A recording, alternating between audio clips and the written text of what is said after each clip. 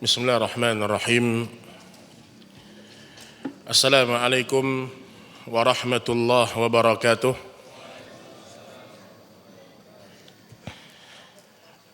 Alhamdulillahi rabbil alamin. Wabihi nasta'inu ala umurid dunya waddin. Wassalatu wassalamu ala ashrafil anbiya'i wal mursalin. Wa ala alihi wa ashabihi wa man sara ala nahjih wa tamassaka bisunnatihi ila yaumiddin. Ya ayyuhalladzina amanu taqullaha haqqa tuqatih wa la tamutunna illa wa antum muslimun. Ya ayyuhalladzina amanu taqullaha wa qulu qawlan sadida yuslih lakum a'malakum wa yaghfir lakum dhunubakum wa man yuti'illaha wa rasulahu faqad faza fawzan 'azima.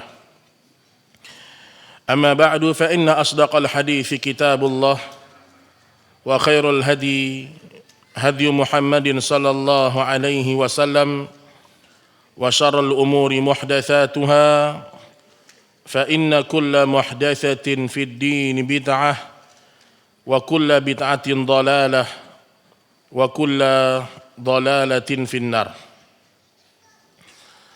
Kaum muslimin dan kaum muslimat, ikhwan dan akhwat rahimani wa rahimakumullah, para tulab yang semoga senantiasa dimuliakan dan dirahmati oleh Allah Subhanahu wa taala. Pada malam hari ini kita akan mentadabburi sebagian dari firman-firman Allah Subhanahu wa taala. Ta'ammulat. Ta'ammulat ini maknanya adalah merenungi setiap ayat-ayat Allah Subhanahu wa taala. Dan begitulah dahulu para sahabat Rasul sallallahu alaihi wasallam ketika mereka belajar Al-Qur'an bersama Rasulullah sallallahu alaihi wasallam. Ada waktu di mana mereka mempelajari penafsirannya, ada waktu di mana mereka mempelajari cara membacanya, ada waktu di mana mereka mempelajari ilmu-ilmu syariat lainnya. Malam hari ini kita akan membahas tafsir dari surat Al-Hujurat mulai dari ayat ke-10 sampai ayat ke-12. Ayatnya panjang, namun semoga Allah Subhanahu wa taala mudahkan kita untuk memahaminya dan mengamalkan dalam hidup kita. Baik, ini karena banyak santri, Masya Allah. Man ahsan minkum tilawah. Hah? Yang paling bagus baca Qur'annya siapa? Coba, dari semua nih. Yang paling bagus bacaannya? Aina Fawas? Ada mushaf enggak? Baik, coba buka surat Al-Hujurat ayat 10, 12. Coba baca. Sesekali kita dengar lah kan, santri kita ini baca Quran kan. Al-Hujurat juz 26. Saya dari pagi Pak, jadi malam ini kita santai aja lah ya. Kita kasih orang yang banyak bicara. Al-Hujurat ayat ke 10. Innamal mu'minuna ikhwah. Sebentar pakai mic. Berapa tahun mondok dari sini? Cek. Setahun. Hafalan berapa? 6 juz. Masya Allah. Baca surat Al-Hujurat ayat ke-10 sampai 12.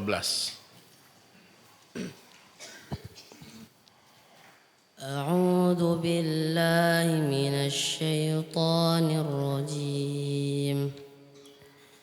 Innamal mu'minuna ikhwatun fa aslihu baina akhwaykum wattaqullaha la'allakum turhamun.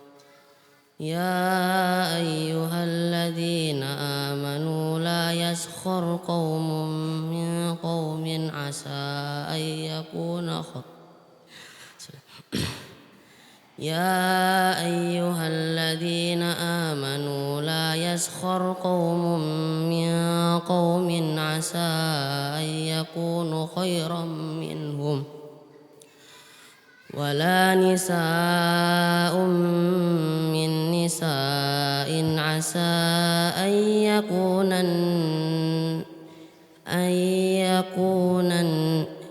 يكن خيرا منهن ولا تلمزوا أنفسكم ولا تنابزوا بالألقاب بئس الاسم الفسوق بعد الإيمان ومن لم يتب فأولئك هم الظالمون. Tapi satu lagi. يا أيها الذين آمنوا اجتنبوا كثيرا من الظن إن بعض الظن إثم ولا تجسسوا ولا يغتب بعضكم بعضا أيحب أحدكم أن يأكل لحم أخيه ميتا فكرهتموه واتقوا الله إن الله تواب رحيم. Masya Allah. Barakallah fiik. Barakallah fiik. Baik, itu dia surat Al-Hujurat ayat ke-10 sampai ke-12 ya. Allah Subhanahu wa taala berfirman, "Innamal mu'minuna ikhwah." Innama berbeda dengan inna. Kalau disebutkan innama berarti di situ ada fungsi lil hasr. Ada fungsi pembatasan. Kalau inna sesungguhnya. Kalau innama sesungguhnya juga, tapi ada kalimat hanya. Innamal mu'minuna ikhwah. Sesungguhnya hanya orang-orang beriman itulah yang bersaudara. Kalau orang beriman, hanya mereka yang sebenarnya bersaudara. Fa aslihu baina akhwaikum. Maka damaikanlah antara kedua saudaramu yang berselisih. Wattaqullaha la'allakum turhamun. Bertakwalah engkau kepada Allah agar engkau mendapatkan rahmat. Baik, pada ayat ini Bapak Ibu yang dirahmati Allah, ketika Allah mengatakan sesungguhnya orang mukmin itu bersaudara, berarti di sini Allah menjelaskan kepada kita syariat Islam bukan hanya mengatur hubungan antara seorang hamba dengan Allah, tapi juga mengatur bagaimana antara sesama hamba-hamba Allah. Dan kalau sudah disebutkan seorang mukmin itu bersaudara, maka benar-benar kita ini menganggap orang mukmin itu saudara kita. Bahkan kalau kita punya saudara kandung, kita punya kakak atau adik kandung, yang kakak kandung kita ini bukan agamanya Muslim, maka saat itu dalam Islam dia bukan keluarga kita. Dia bukan abang kita. Secara syariat. Secara biologis iya. Buktinya apa? Kalau nanti dia meninggal dunia, dia tidak mendapatkan warisan. Karena orang kafir tidak bisa mewarisi dan tidak bisa diwarisi. Kalau dia meninggal dunia, maka dia tidak boleh dimakamkan di pemakamannya kaum muslimin. Lebih tinggi kedudukan teman kita yang muslim daripada saudara kandung kita yang kafir. Itu keimanan tuh, Pak. Makanya ketika Nabi Shallallahu Alaihi Wasallam ketika awal sampai di kota Madinah, Pak, setelah 13 tahun para sahabat diajarkan tauhid. Sampai di Madinah, Nabi punya satu misi yang besar. Mempersaudarakan antara muhajirin dan ansar. Iman, Pak. Dipersaudarakan sama Nabi. Engkau Ansar, aku persaudarakan dengan fulan Muhajirin. Engkau Muhajirin, aku persaudarakan dengan Ansar. Maka nanti ada ayat setelah ini, Allah Subhanahu wa taala melarang kita memberikan laqab-laqab, memberikan gelar-gelar kepada saudara kita. Nanti ada bahasannya itu. Bahkan kalimat Muhajirin dan Ansar yang disebutkan dalam Al-Quran, kalau itu menjadi pembatas persaudaraan, apa kata Nabi Shallallahu Alaihi Wasallam? Da'ha fa innaha mumtinah. Kalimat Muhajirin, kalimat Ansar kan disebutkan dalam Al-Quran, Pak. Allah yang menamakan mereka dengan Muhajirin. Jadi nama Muhajirin itu Allah yang kasih gitu loh. Dan Allah sebutkan wasabiqunal awwalun minal muhajirin wal ansar. Orang-orang yang telah terdahulu masuk Islam dari Muhajirin dan Ansar, Allah ridho kepada mereka dan mereka ridho kepada Allah. Bersamaan dengan itu, ketika pernah salah seorang sahabat, mereka duduk-duduk di masjid, ada satu orang mengatakan, yang Muhajirin sini-sini duduknya, yang Ansar jauh-jauh aja sana. Bercanda sahabat. Yang Muhajirin duduk sini, yang Ansar duduk di sana. Kalau bahasa kita, yang Jawa di sini, yang Madura di sini, apalagi di sini ya, yang NTT di sini, yang Sumatera di sini, dipisah-pisah, Pak. Didengar sama Nabi kalimat Muhajirin dan Ansar, sahabat seakan-akan memberikan pembatasan persaudaraan. Kata Nabi, da'ha fa innaha mumtinah. Kalimat apa ini? Ini seruan-seruan jahiliyah ini. Tinggalkan kalimat-kalimat itu, karena itu kalimat yang sangat menjijikkan. Nabi pakai kalimat mumtinah. Mumtinah itu sesuatu yang menjijikkan. Makanya seorang muslim diikat persaudaraan di atas iman. Kalau ini adalah saudara kita seiman, ini adalah saudara kita seakidah, maka kita punya tugas fa aslihu baina akhwaikum, kata Allah dalam ayat ini. Kalau ada yang berselisih di antara mereka, maka damaikanlah. Itu kalau kita memang menganggap saudara kita itu benar-benar saudara seiman. Kita tahu ada teman kita berdua nih. Tadinya bersahabat, Masya Allah, Pak. Ternyata mereka ada perselisihan. Ini dua-duanya teman kita, Pak. Ketika kita tahu mereka berselisih, tugas kita islah. Mengadakan perdamaian, Pak. Fa aslihu baina akhwaikum. Damaikanlah dua orang saudara kalian yang sedang berselisih. Maka dalam Islam tidak boleh kita mendiamkan saudara kita lebih daripada 3 hari, nggak boleh, Pak. Ini hukum umum ya, maksud saya. Lebih pada 3 hari nggak boleh kita diamkan dia. Maka perhatikan Bapak Ibu yang dirahmati Allah, dalam ayat ini ada perintah mendamaikan. Dan para ulama tafsir menyebutkan, ketika Allah Subhanahu wa taala menyuruh kita mendamaikan orang-orang yang beriman, diizinkan kita mendamaikan walau harus berdusta. Si A, si B ngambekan nih. Tapi ini contohnya kayak ibu-ibu cocok ini.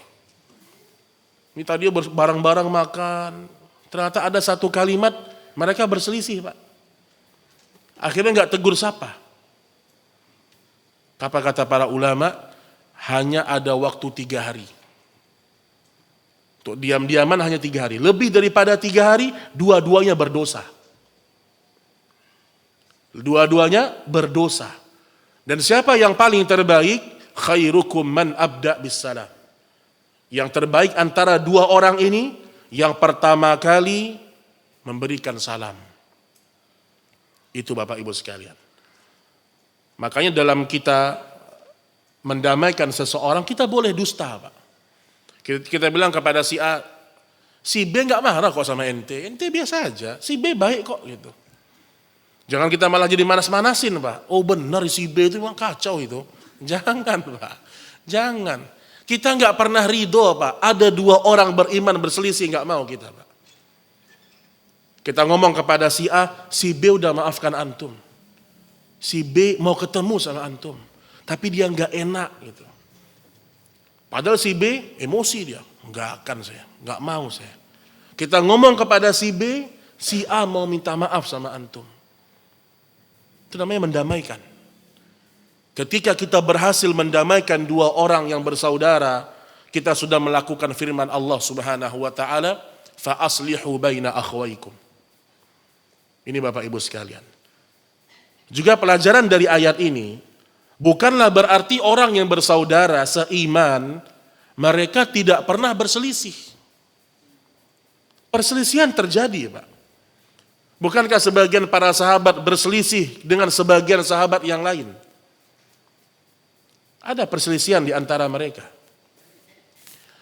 Sampai pernah Umar bin Khattab radhiyallahu taala anhu, ketika ada salah seorang sahabat yang membocorkan tentang rahasia Nabi Shallallahu Alaihi Wasallam, apa kata Umar bin Khattab? Ya Rasulullah, ini fulan munafik ya Rasulullah. Izinkan aku menebas kepalanya. Umar bin Khattab ini Masya Allah dia Pak. Dia nggak membiarkan orang munafik ada di tengah-tengah Nabi, nggak mau dia. Kecintaan dia sama agama Pak. Modelnya begitu Umar bin Khattab.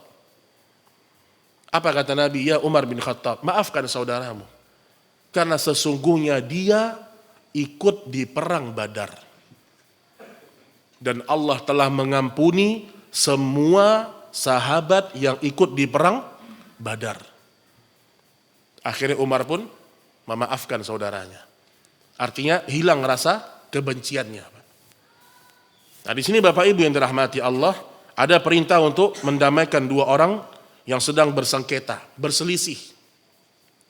Nanti ayat berikutnya Allah akan sebutkan kenapa seorang ini saling berselisih, Pak. Kenapa terjadi permusuhan, kenapa terjadi kebencian. Dan biasanya seringkali terjadinya perselisihan itu dimulai dari sifat hasad, Pak. Hati-hati, Pak. Ini saya bahas kemarin di Masjid Salman. Kalau udah muncul penyakit hasad, itu sangat berbahaya. Karena dia nggak terlihat hasadnya dalam hati, Pak. Kadang-kadang orang hasad nggak terucap dengan mulutnya, tapi di hatinya tuh hasad dia. Nggak senang dia melihat saudaranya mendapatkan nikmat, nggak suka dia, Pak. Makanya orang-orang yang terjangkiti penyakit hasad, biasanya itu satu perjuangan, satu profesi, satu kesibukan. Jadi biasa yang saling-saling hasad itu, mereka punya satu kesibukan yang sama. Contoh aja lah, ustadz dengan ustadz. Nggak usah antum anggap ustadz itu malaikat, mereka berselisih. Ada perselisihan antara satu ustadz dengan ustadz yang lain. Terkadang karena hasad. Antara panitia kajian dengan panitia kajian. Kesibukannya sama. Gak mungkin tukang bakso hasad dengan tukang kayu, gak mungkin itu Pak. Sesama tukang bakso lah dia hasad. Guru dengan guru hasad. Itu salah satu sifat yang paling berbahaya kalau ada pada diri kita Pak. Kemudian Allah mengatakan wattaqullah la'allakum turhamun. Takutlah kalian kepada Allah, semoga kalian mendapatkan rahmat. Kata Syekh Sa'di rahimahullah, siapapun yang bisa mendamaikan saudaranya, Allah akan menurunkan kasih sayang di dalam hatinya. Berusaha tuh Pak. Kalau perlu ada dua orang kita, apalagi kalau keluarga kita yang berselisih.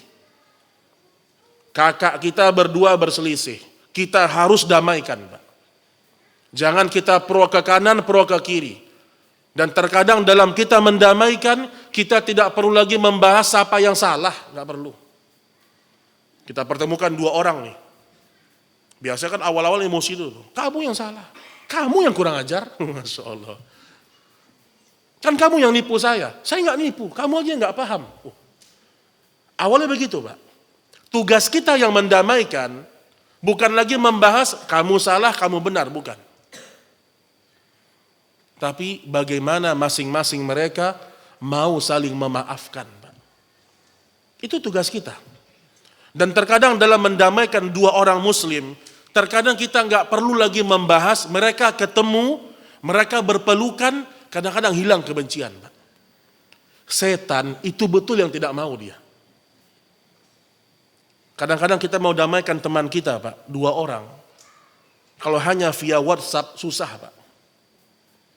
Tapi untuk membuat mereka ketemu di satu tempat yang sama, itu juga susah. Itu juga susah. Karena ketika seorang muslim sudah bertemu dan mereka saling berjabat tangan, kata Syekh Sa'di rahimahullah, disitulah Allah akan merahmati mereka. Hilang kebencian itu kadang-kadang. Ini dia ayat yang ke-10. 10 atau 11? 10 ya. Ayat ke-10, sesungguhnya mukmin itu adalah bersaudara. Ayat yang ke-11, Allah mengatakan, ya ayyuhalladzina amanu la yaskhar qaumun min qaumin. Wahai orang-orang yang beriman, sepanjang kita beriman, ini panggilan untuk kita. Wahai engkau yang beriman, kata Allah, janganlah engkau mengolok-olok kaum yang lain. Jangan saling mengolok-olok satu kaum dengan kaum yang lain. Allah pakai bahasa kaum di sini, Pak. Allah tidak memakai bahasa individu. Allah mengatakan di sini, jangan sampai satu kaum menghina kaum yang lain. Satu kabilah meremehkan kabilah yang lain.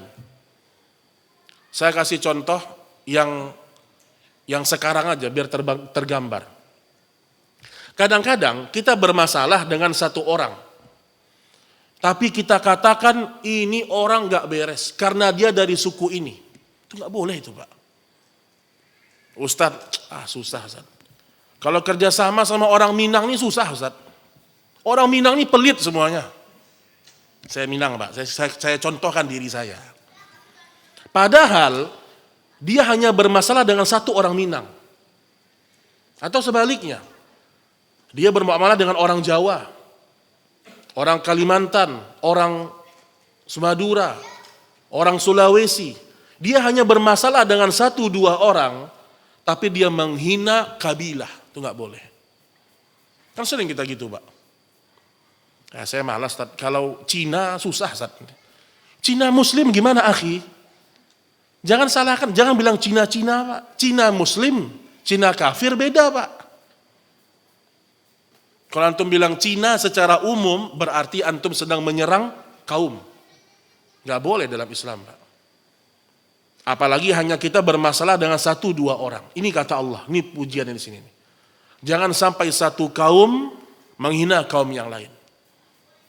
Atau dalam bentuk lain, jangan sampai satu komunitas menghina komunitas yang lain.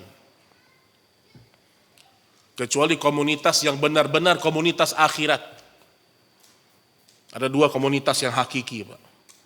Komunitas yang ingin ke surga, komunitas yang ingin ke neraka.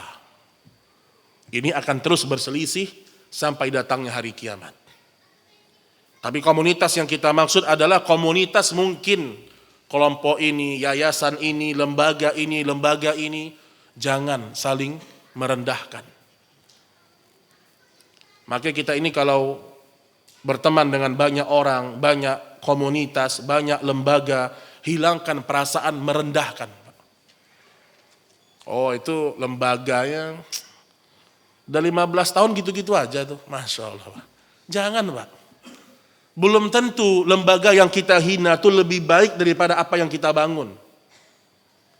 Makanya Allah mengatakan di sini, asa an yakunu khairam minhum.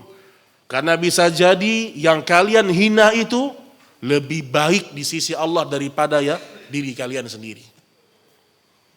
Sama seperti bagaimana orang-orang Quraisy menghina Nabi Muhammad, menghina Bilal bin Rabah, menghina suku-suku yang rendah.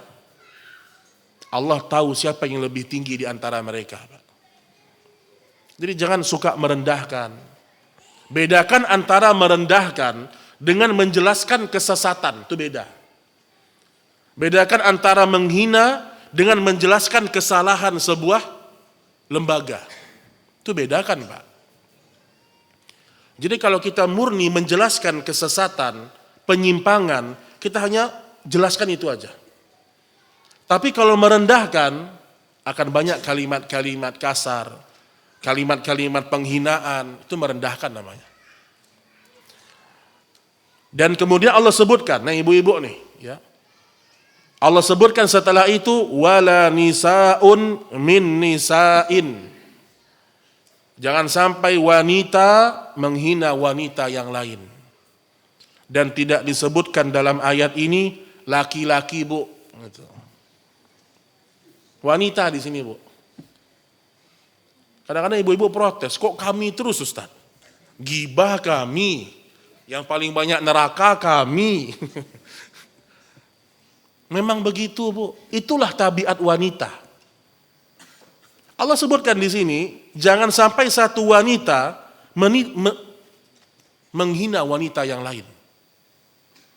Kenapa? Karena wanita itu paling senang berkomunikasi, Pak. Kita laki-laki komunikasi itu seadanya aja, Pak. Kalau antum nggak percaya, antum buka WA istri antum. Perempuan itu kalau WA ada emot peluknya, love-nya, ada emot nangisnya. Iya nggak, Bu? Kita kalau WA sama laki-laki sepanjang kebutuhan aja. Kadang-kadang anak juga dengan pengurus paling sepanjang kebutuhan. Bisa ngisi, Sat? Bisa, udah gitu aja paling. Nggak ada yang terlalu kayak perempuan gitu loh. Itulah kodratnya wanita seperti itu. Dia suka berkomunikasi. Dia senang duduk sama temannya, ngobrol. Antum pasang stopwatch, antum hitung coba. Wanita tuh kalau ngomong bisa lama, Pak. Senang dia. Tabiat wanita begitu. Maka jangan terbalik, jangan laki-laki kayak wanita. Wanita kalau tersinggung perasaannya, dia bisa sedih atau dia bisa marah. Laki-laki beda, Pak. Disinggung sedikit, nggak peduli gitu loh. Biasa gitu loh. Maka laki-laki kalau disinggung sedikit, sedih, kemudian baper, ini laki-lakinya seperempat kayaknya, Pak. Makanya laki-laki itu jiwanya lapang. Istrinya marah-marah depan dia atau mungkin ngapalah, ngadu sama dia. Lapang jiwa kita nih, Pak. Dan kalau istri, sebagai tambahan, kalau istri antum masih mau cerita sama antum, berarti antum orang yang masih senang diajak ngobrol sama dia. Biasakan, Pak, pulang kita ke rumah, kita secapek apapun, istri kita mau ngobrol, cerita, seharian gak jumpa sama kita, dengerin aja. Oh Masya Allah. Kalau udah agak capek sedikit, oh Masya Allah, Masya Allah aja terus gitu loh. Maksud saya begini, laki-laki itu lapang dadanya. Dia nggak cepat untuk baper, enggak. Makanya kata Umar, kata para sahabat, kami ini ketika menjelaskan sifatnya Umar bin Khattab, kami ini kalau sudah keluar dari rumah seperti singa yang mau menerkam musuh-musuh kami. Itu laki-laki, Pak.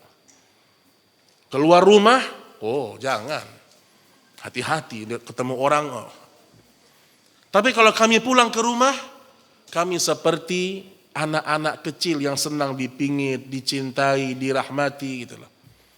Manja. Nah itu laki-laki begitu. Ini enggak gaya kantor dibawa kayak gaya di rumah, enggak bisa, Pak. Hidup di kantor seperti itu, hidup di rumah beda. Nah, ini di sini Allah sebutkan wanita ya. Hati-hati ibu-ibu dengan dosa lisan, dosa merendahkan. Terkadang seorang wanita yang belum ngaji merendahkan wanita yang sudah ngaji. Apa tuh cadar? Itu satu kasus. Tapi di kasus yang lain terkadang kita nggak sadar merendahkan wanita yang juga belum ngaji, Pak. Kalau ada wanita yang belum bagus hijabnya, masih terlihat dia masih awal, dia masuk masjid, Duduk dia dengar kajian, sambut Pak. Jangan ngumpul sama wanita-wanita yang udah ngaji aja. Panggil tuh. Ada ibu-ibu mungkin dia baru datang ke masjid. Dia mau dengar kajian, dia mau kembali sama agamanya. Selesai pengajian, datangin. Ngobrol, tanya di mana tinggalnya. Itu penting Pak. Itu namanya akhlak seorang wanita muslimah. Bukan ditinggalkan, bukan diacuhkan. Apalagi menunjukkan ketidaksukaan. Dilihatnya wanita sebelah. Walaupun ini mungkin gak ada ya, contoh aja ini. Contoh aja. Apa nih hijab? Hijab segi 4. Usia udah 60 tahun gak tobat-tobat.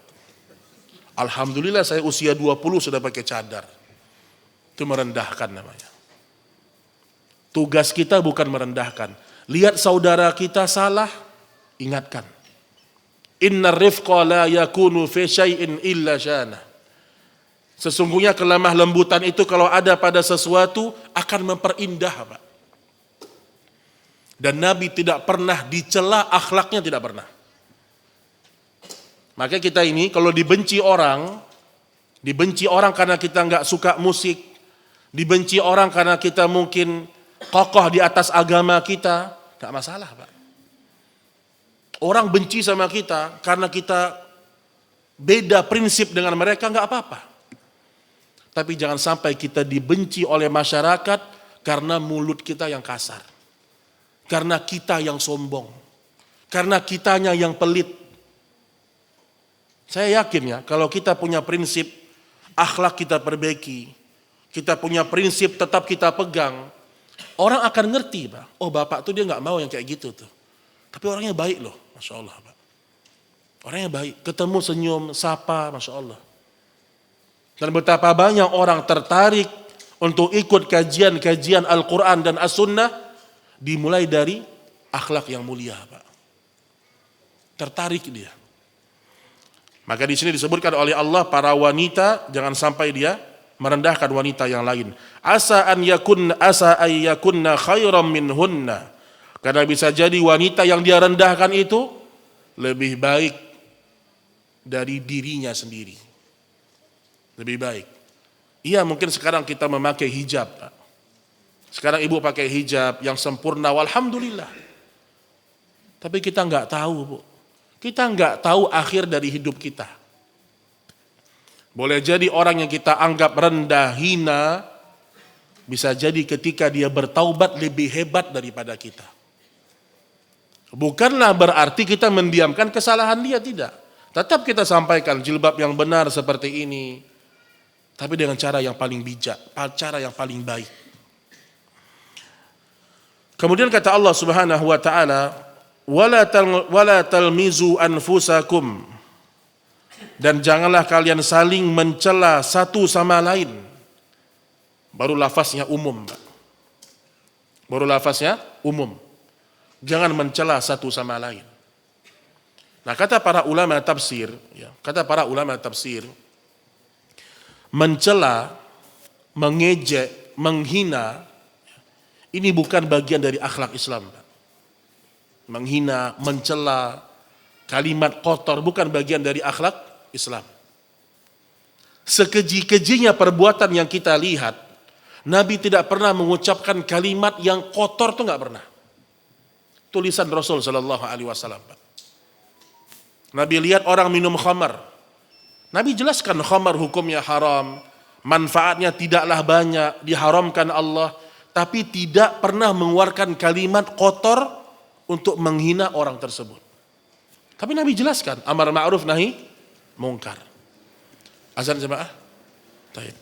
Baik, kita azan dulu, setelah azan kita lanjutkan insyaallah ditambah dengan tanya jawab. Wassallallahu ala nabiyyina Muhammad wa akhiru da'wana alhamdulillahirabbil alamin. Assalamualaikum warahmatullahi wabarakatuh. Bismillahirrahmanirrahim. Assalamualaikum warahmatullahi wabarakatuh. Alhamdulillah wassalatu wassalamu ala Rasulillah wa ala alihi wa ashabihi wa mawalah wa la haula wa la quwwata illa billah. Kaum muslimin dan muslimat rahimani wa rahimakumullah. Kita lanjutkan sedikit lagi. Ya. Mungkin kalau tidak cukup, kita cukupkan sampai ayat ke-11 insyaAllah ta'ala. Karena masih banyak beberapa rincian lainnya. Allah Subhanahu wa taala berfirman, "Wala talmizu anfusakum wala tanabazu bil alqab." Dan janganlah salah seorang di antara kalian menghina satu sama lainnya, dan janganlah saling memanggil dengan gelar-gelar yang buruk. Seburuk-buruknya panggilan adalah panggilan yang fasik setelah beriman, dan barang siapa yang tidak bertaubat, maka mereka itulah orang-orang yang zalim kepada Allah Subhanahu wa taala. Baik, kaum muslimin dan muslimat rahimani wa rahimakumullah. Dalam Islam, dalam Islam Nabi melarang kita mencela banyak hal, Pak. Bukan hanya mencela sesama manusia. Termasuk kita tidak boleh mencela binatang, tidak boleh. Disebutkan dalam sebuah hadis yang sahih dari Imam Muslim, ketika seorang budak wanita berada di atas seekor onta tunggangan, dan ternyata onta tersebut ya mungkin lambat, susah gitu ya. Kemudian wanita ini mengatakan, "Cepatlah hai onta, Allah akan melaknat engkau." Saking kesalnya dengan ontanya, dia mengucapkan kalimat mencela onta itu. Kemudian kata Nabi sallallahu alaihi wasallam, "La tusahibna naqatun 'alaiha la'nah." Kita enggak akan naik onta yang suka dilaknat, kata Nabi. Ya, artinya kalau kamu suka melaknat onta, mencela onta, kita enggak akan pakai onta-onta yang seperti ini. Artinya Nabi melarang kita untuk mencela binatang. Binatang enggak boleh kita cela. Juga disebutkan larangan mencela ayam jantan. Yang rumahnya ada ayam, yang ada kandang ayam. Apa kata Nabi sallallahu alaihi wasallam? La tasubbu dik fa innahu yuqidhul lis-shalah. Dalam hadis riwayat Imam Abu Dawud, janganlah kalian mencela ayam jantan, karena ayam jantan itu membangunkan orang untuk sholat. Kukuruyu gitu kan, berisik aja ayam nih, jangan Pak. Ayam siapa ini? Atau kita ucapkan kalimat-kalimat yang enggak benar. Itu ayam, dia membangunkan orang-orang yang ingin sholat. Gak boleh kita celah Pak. Itu binatang loh Pak, Masya Allah. Termasuk juga angin. Angin gak boleh kita celah Pak. Walaupun tadi ayat menjelaskan celaan kepada sesama manusia, tapi saya ingin lebarkan bahasan. Kata Nabi sallallahu alaihi wasallam, janganlah kamu mencela angin. Jika kamu melihat apa yang kamu tidak suka dari angin tersebut, maka katakanlah dan mohonlah kepada Allah perlindungan. Angin itu, kata para ulama hadis, dia tidak berhembus semau dia. Angin itu berhembus semau dia atau ada perintah dari Allah? Perintah dari Allah. Kalau angin itu berhembus kencang, kemudian antum celah angin itu, berarti antum sedang mencela Allah Subhanahu wa taala. Karena Allah yang menggerakkan angin tersebut. Maka dapat kita angin yang mungkin kuat atau mungkin badai dan seterusnya. Tugas kita hanya berlindung kepada Allah Subhanahu wa taala. Juga tidak boleh mencela massa, enggak boleh. Yang bermasalah itu massa atau orang yang dalam massa itu, Pak. Ada ustadz judul kajiannya, buruknya zaman now, Masya Allah. Buruknya zaman now. Ada lagi kajian-kajian zaman edan. Bukan ustadz yang apa ya, di luar lah. Ini yang edan zaman atau ustadz itu yang edan, Pak. Apa nggak ngerti dia? Nggak boleh menghina zaman, nggak boleh Pak. Menghina waktu itu tidak boleh. Apa kata Nabi Shallallahu Alaihi Wasallam? La tasubbud dahr, fa inna Allah huwad dahr. Jangan kamu mencela masa, waktu, karena Allah adalah waktu. Artinya waktu itu adalah Allah yang menguasainya, Allah yang menggulirkannya. Wa tilkal ayyam nudawiluha bainan nas. Dan kami putarkan hari-hari itu di antara manusia. Nah, kalaulah kita tidak boleh mencela binatang, kemudian angin, mencela demam pun tidak boleh. Kita demam, kita cela tidak boleh. Dan terlalu banyak hadis yang menjelaskan masalah ini, apalagi melaknat seorang mukmin. Nabi SAW bersabda, "Laisal mu'min bit-ta'an walal la'an walal fahish walal badhi." Seorang mukmin bukanlah orang yang banyak mencela, bukan orang yang banyak melaknat, bukan pula orang yang buruk akhlaknya, dan bukan pula orang yang jorok omongannya. Lengkap tuh, Pak. Makanya Nabi SAW ketika ingin ngomong sesuatu yang sensitif ya, yang sensitif, Nabi memberikan kalimat-kalimat muqaddimah. Contoh, ketika Nabi menjelaskan tentang hubungan biologis, apa kata Nabi? Kalau 4 anggota badan sudah mendekat kepada kalian. Ini bahasa-bahasa sopan dari Nabi SAW. Artinya kita kalau ingin menjelaskan sesuatu yang memang kalimatnya ini perlu dirubah, perlu kita ganti. Karena Nabi tidak suka dengan omongan-omongan yang kotor, nggak suka Nabi SAW. Baik kaum muslimin dan muslimat rahimani wa rahimakumullah. Kemudian disebutkan wa man lam yatub faulaika humudz zalimun. Barang siapa yang tidak bertaubat kepada Allah, sesungguhnya dia pelaku kezaliman. Baik, Bapak Ibu yang dirahmati Allah Subhanahu wa taala. Sedikit untuk ayat yang ke-12 secara singkat saja. Ya ayyuhalladzina amanu jtanibu katsiran minadh-dhann inna ba'dadh-dhanni itsm. Wa la tajassasu wa la yaghtab ba'dukum ba'dha. Ayuhibbu ahadukum an ya'kula lahma akhihi maitan fakarihtumuh wattaqullaha innallaha tawwabur rahim. Hai orang-orang yang beriman, jauhilah kebanyakan prasangka. Prasangka itu, Pak. Kenapa dia nggak datang sekarang? Mungkin sedang ini, kayaknya jangan, Pak. Prasangka nggak boleh. Dan Allah sebutkan, kebanyakan prasangka itu salah.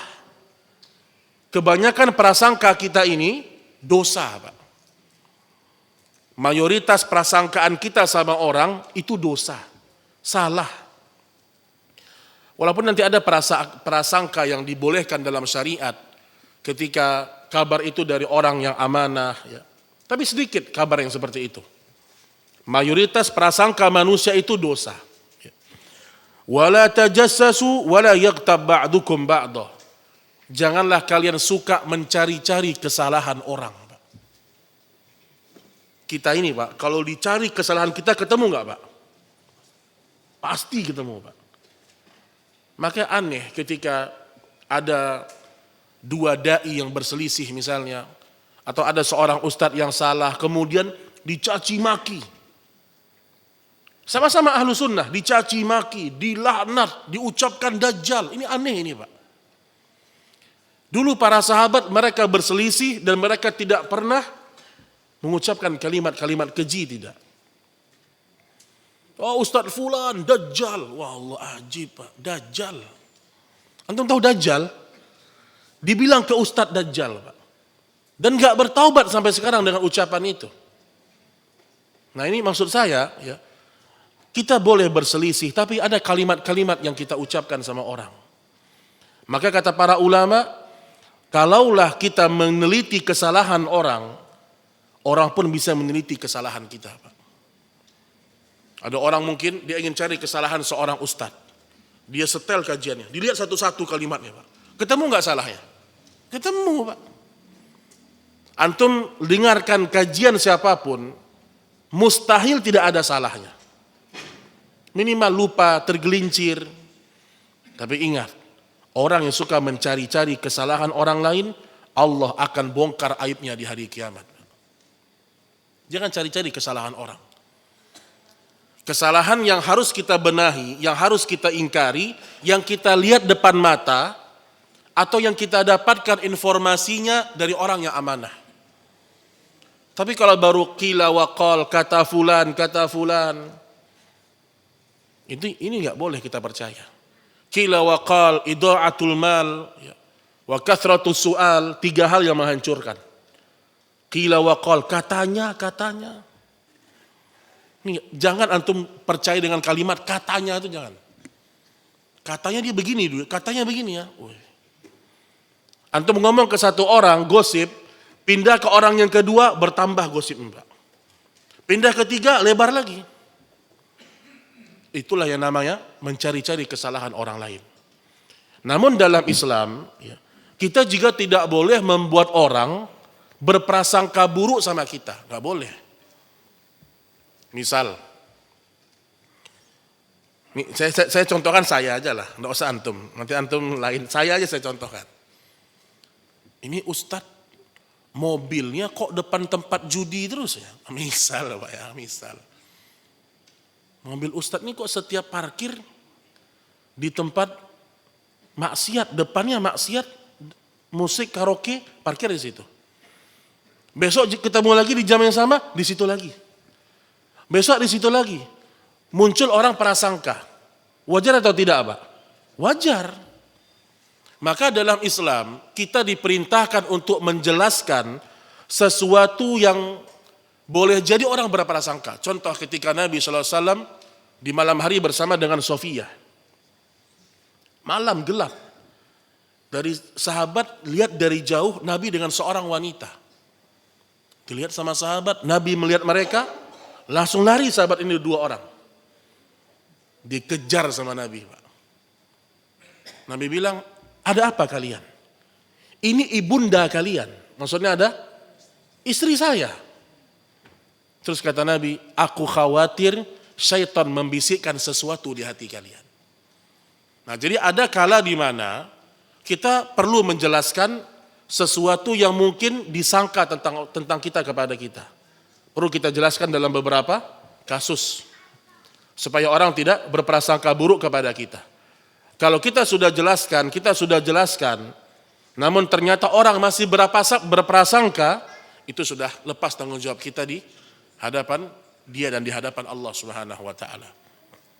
Nah, jadi ingat ikhwan dan akhwat, jangan biasa mencari kesalahan-kesalahan orang lain. Termasuk bagi yang sedang semangat belajar tahsin, nah itu juga tuh Pak. Kalau sedang sholat, tadabburi makna. Bukan menunggu, kapan salahnya? Oh ini kurang tebal ini nih. Oh ini kurang panjang ini. Jangan Pak, bukan. Kalau dia sudah menjadi imam seseorang, ya, adapun kekurangan, kesalahannya, ya, itu kan bisa kita timbang. Ada orang yang harusnya dia untuk mentadabburi makna ayat tentang neraka, dia sibuk aja, kurang 3 rakaat nih, harusnya 4 ini. Oh ini nunnya kurang dengung nih. Oh ini tarakiknya kurang nih, tafkhimnya kurang nih. Enggak Pak. Kita membahas itu di majelis lain, bukan dalam sholat. Ini penting ikhwan dan akhwat, rahimani wa rahimakumullah. Karena ketika kita sholat, kita khusyuk kepada makna-makna Pak. Dan pandailah kita membedakan mana kesalahan yang harus kita ingatkan, mana kesalahan yang tidak. Ada kadang-kadang menurut kita salah, ternyata itu permasalahan-permasalahan yang memang ditoleran. Nah, jadi ingat juga bahwasanya jangan mencari-cari kesalahan orang lain, wala yaktab ba'dukum ba'da. Dan jangan kalian saling gibah satu sama lain. Ini Pak, majelis yang paling nikmat di permukaan bumi itu. Majelis gibah Pak. Besar dosa gibah di sisi Allah. Semakin besar dosanya kalau bergibah setelah pengajian tentang gibah, lebih besar lagi tuh Pak. Baru Ustadz membahas gibah, subhanakallahumma wa bihamdik, gibah lagi dia. Makanya Allah mengatakan gibah ini Pak, seperti bangkai ikhwan. Harusnya kita tuh jijik dengan gibah. Dan harusnya ketika ada orang menggibahi saudara kita, dia saudara seiman, kita tidak rela Pak. Afwan, antum jangan bicarakan, itu teman ana. Itu sahabat ana. Begitu Pak, itu kalau sahabat gentle itu begitu Pak. Ini kita di depan dia baik-baik, di belakang dia kita gibahin. Makanya hati-hati antum kalau antum berteman dengan orang, setiap jumpa sama dia, yang dia bahas orang lain. Antum sasaran empuk berikutnya itu. Jumpa sama dia, Ustadz, si fulan gini. Ada orang begitu, Pak. Nanti di waktu yang lain, dia jumpa dengan orang lain, kita disikatnya, Pak. Kita digibahinnya. Maka saya sering bilang kepada ibu-ibu, ibu-ibu hati-hati dengan gibah yang terselubung. Ada gibah terselubung, Pak. Nah itu tugasnya iblis. Iblis kalau ingin membuat manusia jatuh kepada dosa, akan menghiasi perbuatan buruk seakan-akan baik. Contoh, ada orang mau gibah, dimulai dengan muqaddimah, Pak.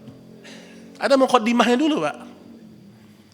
Kalau dia ngomong sama ustadz, afwan ustadz, wah itu udah tanda-tanda itu. Afwan ustadz, bukannya ana mau gibah ya, udah tuh Pak. Itu persiapan jatuh ke dosa udah. Afwan ustadz, bukannya ana ngomongin orang ya. Walaupun nanti ada 6 gibah yang dibolehkan ya. Dari ibu-ibu semangat tuh Pak, pas saya jelasin. Apa tuh 6 ustadz? Pengen banget gibah gitu loh Pak maksudnya. Semangat banget kalau pengen tahu 6-nya apa nih gitu. Ada 6 gibah yang dibolehkan memang. Intinya adalah gibah itu membicarakan kekurangan orang lain yang orang itu tidak suka dan dia tidak ada di situ. Itulah gibah, Pak. Tapi benar saat seperti itu orangnya, itulah gibah. Ustaz orangnya cerewet, itulah gibah itu. Kalau kita tambah sesuatu yang tidak ada pada diri dia, itu fitnah namanya, Pak. Lebih besar lagi dosanya. Fakarihtumu, tidakkah kalian benci dengan bangkai? Dan gibah ini, Pak, menghancurkan persaudaraan, Pak. Hancur persaudaraan karena gibah. Dari gibah muncul kebencian, permusuhan, suuzon dari gibah, Pak. Maka pernah Ibunda Aisyah radhiyallahu anha ketika beliau bertemu dengan seorang wanita yang badannya pendek, Pak. Setelah dia selesai dari hajatnya, dia pulang. Ketika dia berjalan, Ibunda Aisyah radhiyallahu anha memberikan isyarat kepada Nabi, enggak menyebutin nama. Ibunda Aisyah memberikan isyarat dengan tangannya gitu lah. Ini perempuan pendek gitu. Apa kata Nabi? Sungguh engkau telah menggibahinya. Ini ternyata gibah bukan hanya dengan ucapan. Kadang-kadang dengan meniru perilaku seseorang. Kadang-kadang kita tiru cara jalannya. Orang ngerti, oh ini jalanin si fulan kayak gini nih. Gak boleh itu Pak. Jangan. Hati-hati, habis pahala kita Pak. Habis. Dan kita harus benci kepada gibah sebagaimana kita benci kepada bangkai Pak. Itu kurang keras apa Allah ngomong masalah bangkai Pak? Allah mengatakan gibah itu seperti makan bangkai saudara kalian.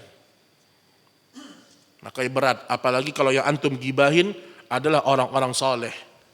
Teman antum yang soleh, kemudian juga guru antum yang mengajarkan ilmu sama antum.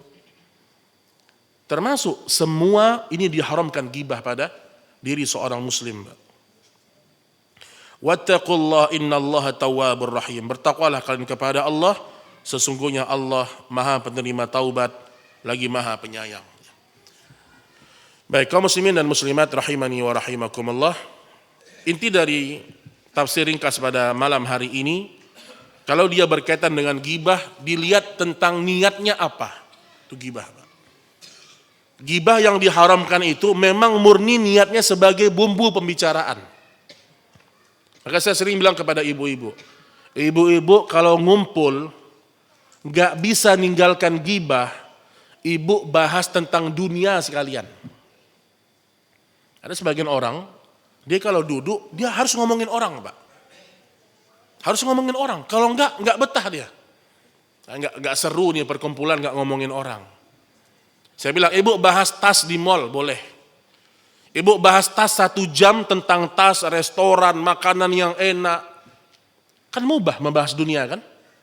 Daripada ibu bahas orang setengah jam bahas orang. Besar dosanya Pak. Itu kata para ulama. Lebih baik kita berbicara masalah mubah, urusan dunia, daripada kita berbicara tentang aib orang lain walau sebentar. Duduk sama orang 5 menit, bahasnya gibah. Si fulan, gak tahu dia cerai sekarang dia itu. Kacau dia, udah ngaji tapi cerai. Masya Allah ada. Astagfirullah Pak.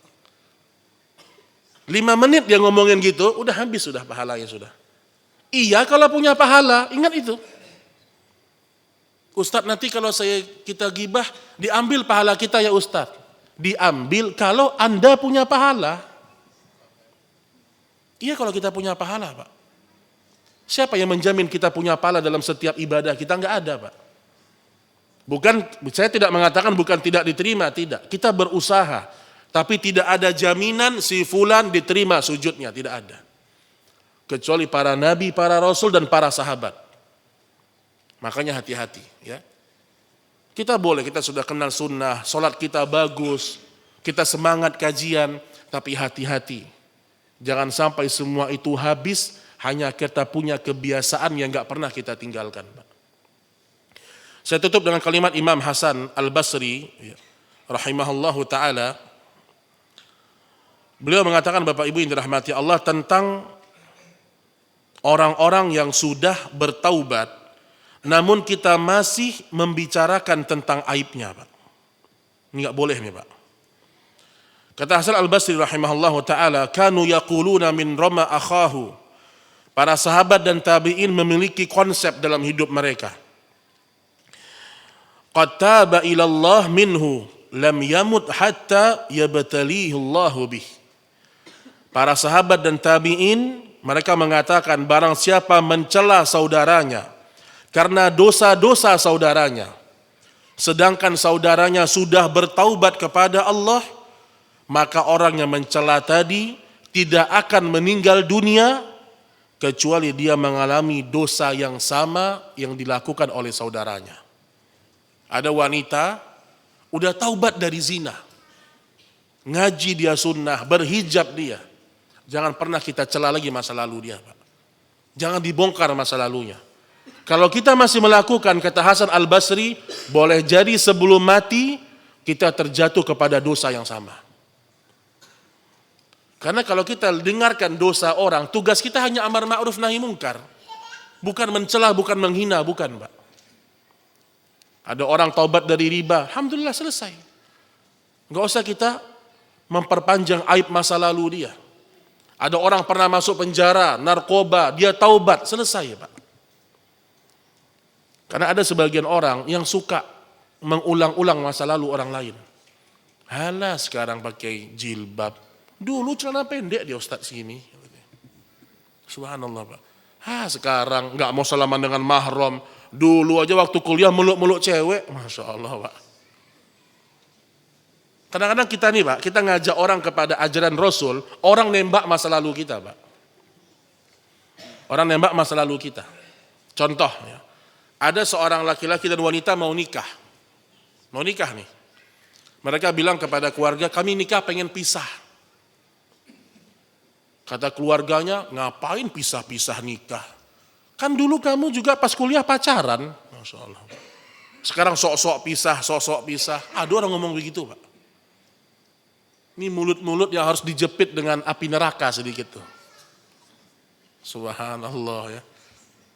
Orang ingin mengarah kepada jalan yang lebih baik, harusnya kita dukung Pak.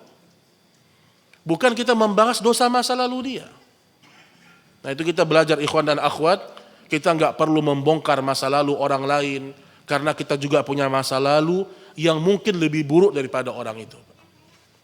Maka dulu pernah Nabi SAW, tidak pernah Nabi membongkar masa lalu para sahabat, tidak pernah. Umar bin Khattab, bagaimana masa lalunya Umar Pak? Orang yang paling ingin membunuh Nabi. Tapi Nabi menyebutkan semua keutamaannya Umar. Hampir kita tidak mendapatkan Nabi menyebutkan kekurangannya Umar, hampir tidak ada Pak. Bahkan pujian, sanjungan. Nabi udah gak peduli dengan masa lalu. Yang penting apa yang sekarang dan apa yang dia pegang sebelum dia dipanggil Allah Subhanahu wa taala. Wallahu a'lam bissawab. Ini yang bisa kita sampaikan pada pertemuan ini. Baik, sebelum kita tutup ada 3 hadiah nih.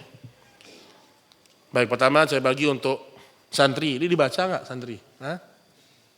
Santri 1, ikhwan 1, akhwat 1. Untuk santri dulu. Apa arti al-hujurat? Kamar-kamar, Masya Allah, barakallahu fiik ya. Coba anda lihat dulu antum. Terapi pengobatan nggak cocok. Kumpulan mustajab. Antum ini aja. Doa-doa dari Al-Quran supaya antum hafal, masya Allah. Baik untuk ikhwan.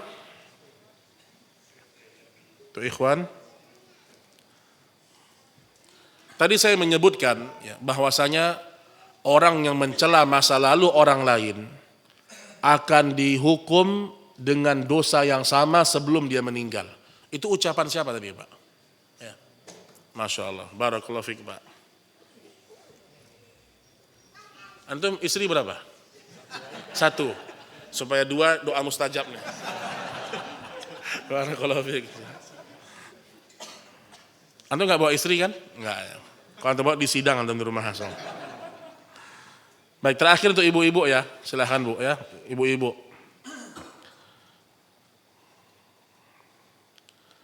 Baik Bu, ini gampang aja lah. Apa definisi gibah supaya semakin melekat di hati ibu gibah itu? Apa Bu? Silahkan Bu. Gimana caranya kalau perempuan?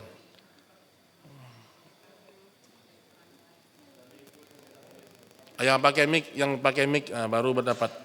Silahkan.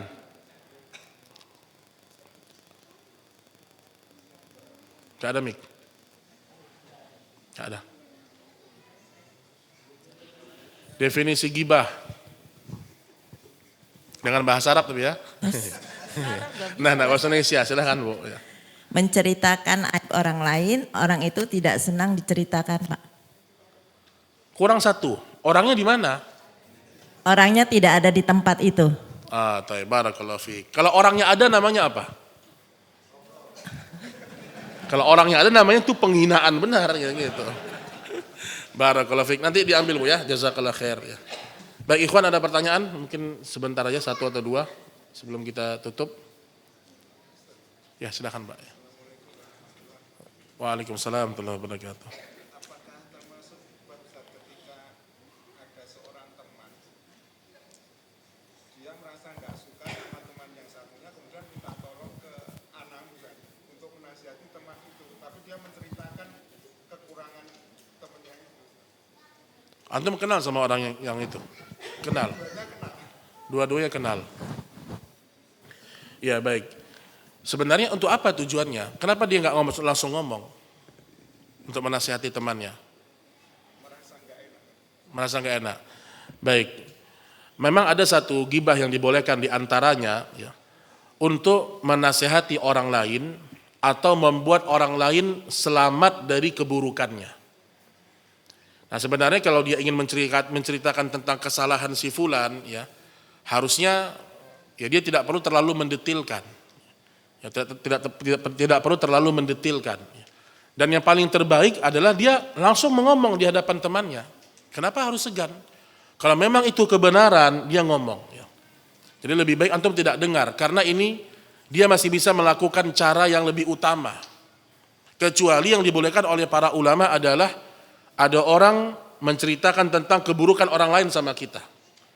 Tapi tujuannya agar orang lain selamat dari keburukan dia. Contoh, ada orang bilang, Ustadz kemarin ditelepon sama si fulan ya Ustadz. Iya, ngapain dia Ustadz?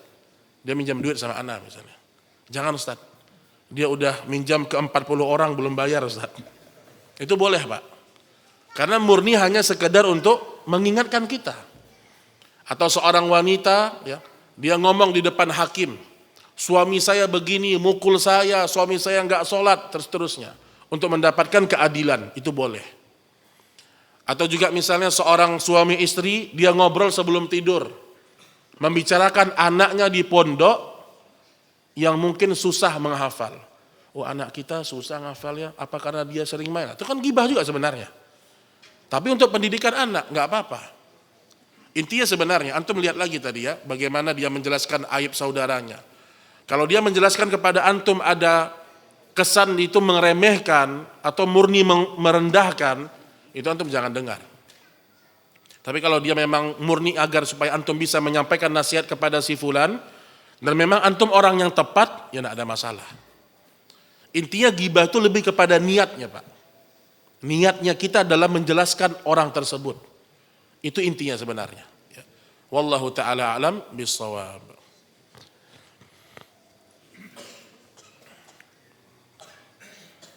Baik, mungkin cukup insyaallah pada pertemuan ini, semoga bermanfaat. Wassallallahu ala nabiyyina Muhammad, subhanakallahumma wa bihamdik, asyhadu an la ilaha illa anta astaghfiruka wa atubu ilaik. Assalamualaikum warahmatullahi wabarakatuh.